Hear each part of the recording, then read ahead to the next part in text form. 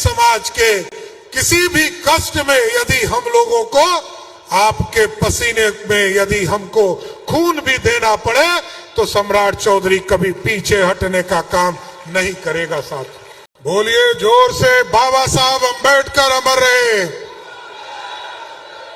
बाबा साहब अमर रहे, भारत माता की जय जय श्री राम। बोलिए सियावर रामचंद्र की। आज दलित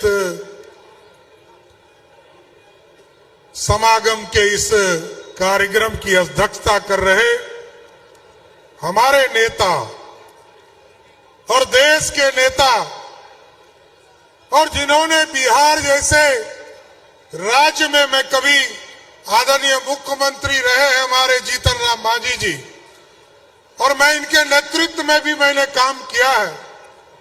इसलिए मैं आज दलित समागम के लिए मैं विशेष तौर पर आदरणीय जीतन राम मांझी जी को बधाई और धन्यवाद देता हूं कि पूरे बिहार के दलितों को जोड़ने का काम किया।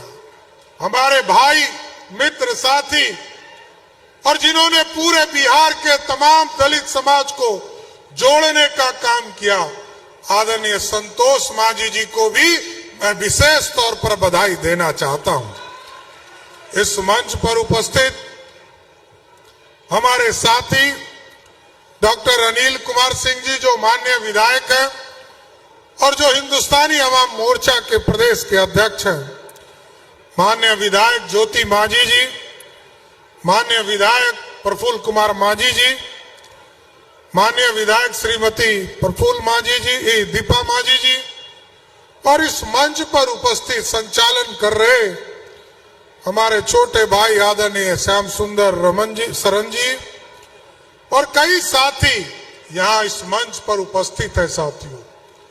और इस मंच के सामने उपस्थित दलित समाज से आए हुए इस पूरे गांधी मैदान को भरने वाले तमाम भाइयों, नौजवान साथियों, बुजुर्गों, माता एवं बहनों, आज साथियों देश विकसित हो रहा है।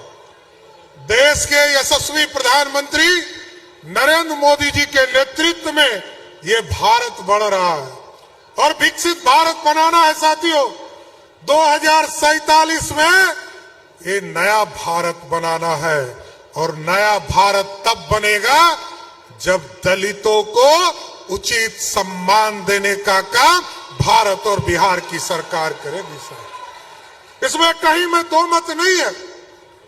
आज देश के यशस्वी प्रधानमंत्री जी जब से इस देश के प्रधानमंत्री हुए, याद कीजिए बाबा साहब अंबेडकर का जो सपना था, चाहे वो जो कर्म भूमि रहा बॉम्बे, जहां बाबा साहब अंबेडकर के लिए पूरा स्मारक बनाने का काम किया गया, दीक्षा भूमि जो नागपुर में है उसको स्थापित करने का काम किया गया, पूरे देश में एससी और एसटी वर्ग के लोगों के लिए पूरा चिंता करने का काम किया।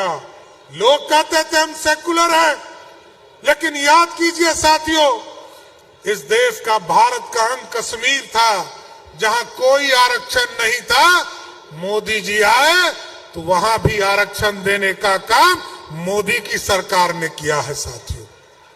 और आज यहां पर तो आप देखे हैं 2005 के पहले कोई आरक्षण नहीं था। आदरणीय मुख्यमंत्री नीतीश कुमार जी जब 2005 में आए, जीतन राम मांझी जी सरकार में मंत्री बनकर आए, तब जो है पंचायती राज में आरक्षण की व्यवस्था हुई साथी। और इस देश में जब जब आरक्षण रहा है साथियों, याद कीजिए बाबा साहब भीमराव अंबेडकर जब इस देश में संविधान सभा की व्यवस्था थी, 1950 में जब संविधान बाबा साहब अंबेडकर बना रहे थे, तब भी जनसंघ उनके पीठ पर खड़ा होकर डॉक्टर श्यामा प्रसाद मुखर्जी उनके खड़े थे। और इस देश में दलितों के बिना कुछ नहीं हो सकता है साथियों। और भगवान राम को भी एक युवराज राम से भगवान बनाने का काम किसी ने किया था तो माता सबरी ने किया था। यदि माता सबरी के जूठे बैर नहीं खाए होते तो भगवान राम नहीं कहलाते। इसलिए जातियों, इस देश की अर्थव्यवस्था को खड़ा करना है, आपको पढ़ना पड़ेगा, आगे बढ़ना पड़ेगा, और आपके बिना यह देश नहीं बढ़ सकता। देश का 20% आबादी आप हो, और बिहार में भी आपकी आबादी लोग कहते थे 16% है, लेकिन जब नीतीश कुमार जी ने 2022 में आपका जातीय जनगणना किया तो 16 से बढ़कर दलित समाज 20% से अधिक पूरे प्रदेश में हो गया साथ। और आप जान लीजिए साथियों, अभी आप 36 सीटों पर बिहार में चुनाव लड़ते हैं, दलित समाज के लोग लड़ते हैं, लेकिन जैसे ही आपका आरक्षण बढ़ेगा और 2029 का चुनाव आएगा तो आपको जानकर आश्चर्य होगा कि आज 36 लोग एमएलए होके आते हैं तो 70 लोग एमएलए बनकर दलित समाज से आने का काम करेंगे साथियों। और हम लोग जब सरकार में आए साथियों, 28 जनवरी 2024 को जब हम लोग सरकार में आए साथियों, तो हम लोगों ने कई फैसले लिए जिसके माध्यम से दलित समाज के लोगों को मुख्य धारा में लाने का प्रयास किया जा रहा है। अभी हमारी बहनें, हमारी जो दलित समाज की बहनें थी, उनके लिए जिला में कोई स्तर पर कोई व्यवस्था नहीं था कि हॉस्टल में रहकर पढ़ सके। तो आदरणीय नीतीश कुमार जी के नेतृत्व में हम लोगों ने फैसला लिया, सावित्री बाई फूले के नाम पर सभी 38 जिले में एक छात्रावास बनाने का काम नीतीश कुमार की सरकार करेगी साथियों, और जिसमें सिर्फ दलित बहनें हमारी पढ़ाई कर पाएगी। इसके साथ साथ कई योजना चल रही। अभी आदरणीय मुख्यमंत्री जी से हम लोगों ने आग्रह किया, सोमवार को बजट आने वाला है साथियों, और हम लोगों ने आग्रह किया है कि दलित समाज के बच्चे जो पढ़ने के लिए जाते हैं उनको बहुत कम पैसा मिलता है। अभी जितना पैसा मिल रहा है इसको बजट में हम लोगों ने मुख्यमंत्री जी के आदेश के बाद इसको दुगना करने का निर्णय लिया है। आज जितना मिल रहा है उससे दुगना पैसा हमारे दलित के छात्रों को देने का काम नीतीश कुमार की सरकार करेगी साथ। इसलिए साथियों, मैं आपके नेता को धन्यवाद देना चाहता हूं, बधाई देना चाहता हूं। अभी हमारे आदरणीय जीतन राम मांझी जी के नेतृत्व में बिहार बढ़ रहा है।